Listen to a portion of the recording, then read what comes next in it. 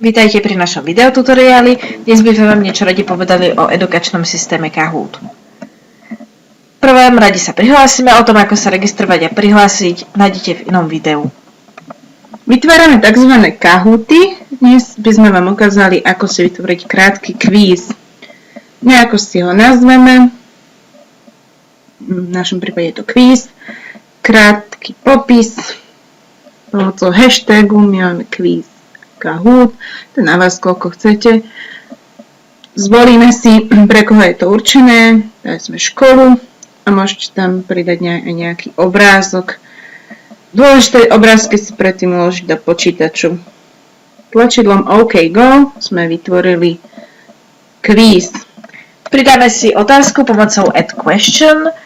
Otázky píšeme do horných riadkov, odpovede píšeme do dolných riadkov. Otázky môžu byť akéhokoľvek druhu a môže ich byť nespočetné množstvo.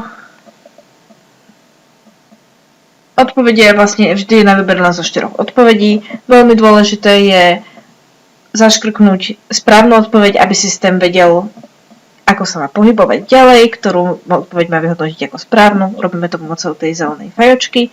Aj k otázkam môžeme pridať obrázky, žiakov to určite poteší a posúvame sa pomocou Next. Môžeme si vytvoriť druhú otázku. Na ukážku vám tu dnes vytvoríme len 2 otázky.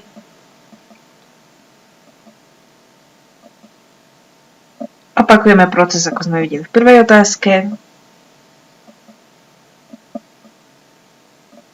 A tiež si nesmieme zabudnúť zaškrtnúť tú správnu odpoveď.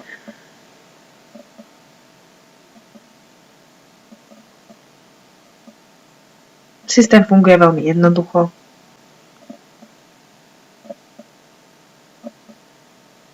Opäť sa posunieme pomocou Next. Uložíme si náš kvíz. Počkáme, kým sa načíta. A vytvorí sa nám kvíz.